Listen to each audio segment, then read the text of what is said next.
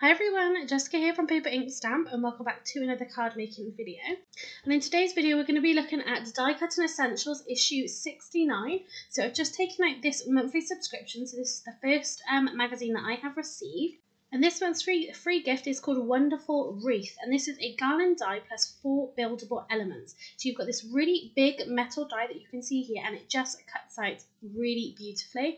And then you've got these 4 additional pieces, so you can create some really fabulous cards and projects using this die set. So let's take a quick look in the magazine itself.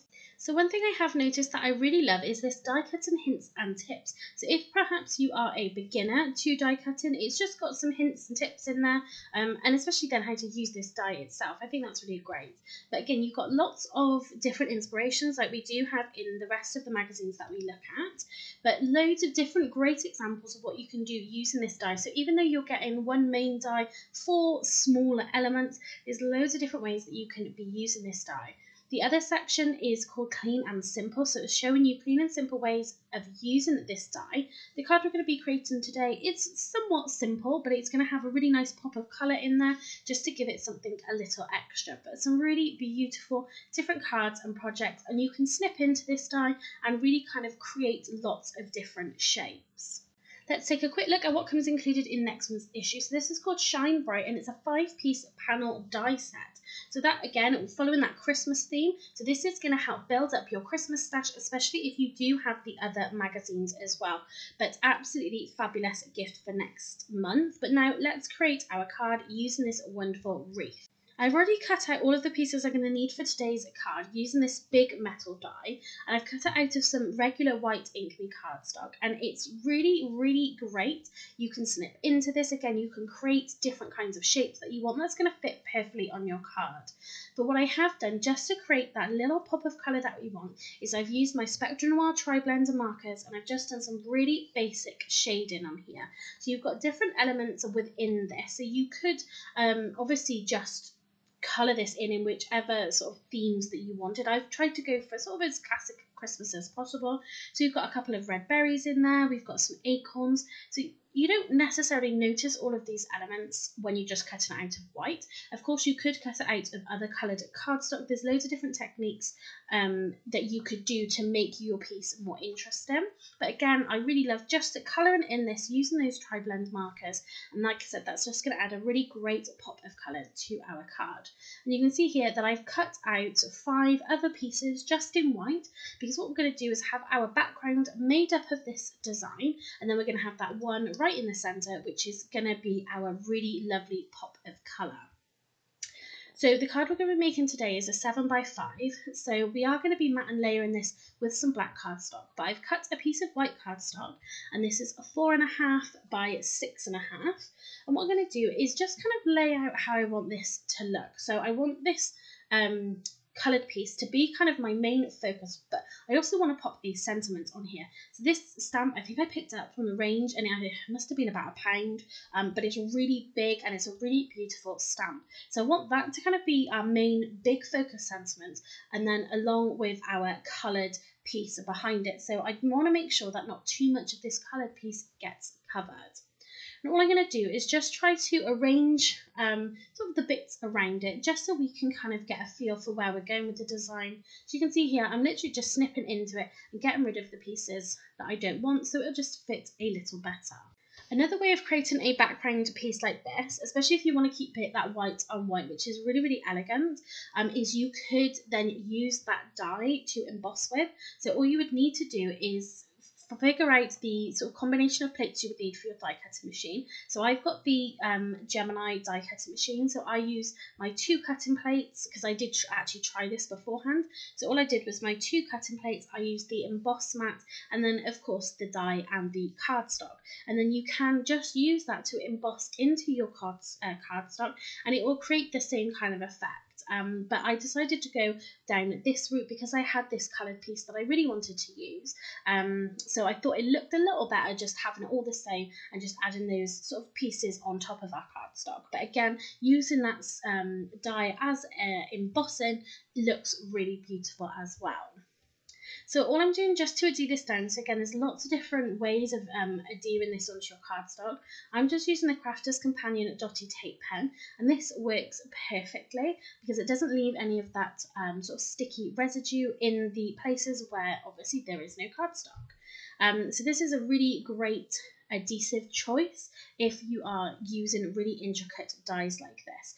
But again, these dies are so easy to snip into. Like I said previously, you can just then create the patterns that you want. So on here, I have sort of snipped into pieces of it. Then in other sections where I've got gaps, I've used those cut-offs just to kind of fill those gaps in. So a lot of this really isn't going to waste. So the one thing I would suggest if you're creating a panel like this is to make sure that all of your pieces are hanging over the edge, and then you're able to cut them down. Doing this means you're going to create the illusion that you've snipped this down from a much bigger panel. It's not going to have any sort of odd gaps around the edges. I've used just the cut-offs, like I said, to fill in any gaps, but it just kind of gives it that more sort of full panel look, which I think just looks really beautiful. So I cut my excess pieces off with my scissors, but I would perhaps recommend using a paper trimmer or a guillotine just because then you get a much cleaner cut. Sometimes I do find that if I'm trimming this way, sometimes I sort of cut a little bit of the actual cardstock itself, and you don't kind of get that really nice straight even edge that you'd want your cards to have. But again, I use the scissors. It still works perfectly fine. You just do what what works best for you. So here we've got our finished panel, so you can see we filled the whole of this in, we've trimmed all of that excess off, but I just think having that one section which is coloured in, it just looks really great. It kind of adds that focal point to the card. You've still got that detail in the background, it still looks like that overall pattern, but it's sort of really subtle, and I think it just gives it a really, really elegant look. So now our panels are finished, we're going to get this onto our card, so we're going to mat and layer this. So again, just really simple mat and layering. We are not going to use any foam pads or anything for the panels on the mat and layerings. We will do on the sentiment itself. So I'm just going to use an adhesive tape roll. I find this just really quick and easy just to adhere any sort of panels, again, mats and layers down. Or I do use double-sided tape, but this is obviously just a lot easier to use. So all I've done is cut a piece of black cardstock because that black cardstock is really going to help sort of make those colours of this small section that we've coloured in. It's just going to help it sort of pop, and I think then that black on white looks really nice as well. So the black panel I cut down, this was 4 3/4 by 6 3/4, so this will give us a really nice border on our 5 by 7 inch card. And again, I just think keeping those colours quite simple, using the black mats and layers, again, it just helps pop this one sort of section of our panel. I just think it looks really, really great. So the last thing we're going to do is create our sentiment, and we're going to do a little bit of heat embossing on here. I'm going to use some black cardstock again just to help bring in that black cardstock from the mat and layer. I'm going to use my Tim Holtz stamping platform for this, just to make sure that I get a really good impression from our clear embossing ink. But the first thing I'm going to do, as always, is use my anti-static powder tool, and this will just help the embossing powder not stick to any sections that we don't want it to. Any excess powder you've got left on your cardstock, just wipe it off with a brush, or just take it out of the stamping platform and just blow it off. That's fine. Then we've got our sentiments. This is a really big stamp. I did pick this up from the range. I believe it was only around £1 or so. That's why I did pick it up. But it stamps really beautifully. So using that clear embossing ink, I do stamp it twice. Like I said, if I am heat embossing with a clear ink pad, I do prefer to put it into my stamping platform, just so I know then if I didn't get a great impression the first time, I know that I can just go back and re-stamp it. So to add another little bit of colour, a little bit of Christmas sparkle, a little bit of elegance to our card, we're going to heat emboss this into some gold embossing powder. And I just think this looks absolutely beautiful on the black, but you do need to make sure you use an anti-static powder tool, because on the black everything does stand out. So again, it's the same if you do white heat embossing. If you do get any extra pieces that are sort of stuck around the card, I usually just take a paintbrush and just try to knock it off. I do very lightly and gently sort of blow off any excess. The other thing I do as well, while I'm waiting for my heat tool to heat up, I do use the force of that to kind of knock off any additional, specks of embossing powder that's just sort of around my image. But you can see here we're just heat setting this, and I really love watching a gold heat set because it just shines and it just looks really super great. And this is going to work perfectly, again, that black with that gold on a Christmas card. I think it just looks really lovely.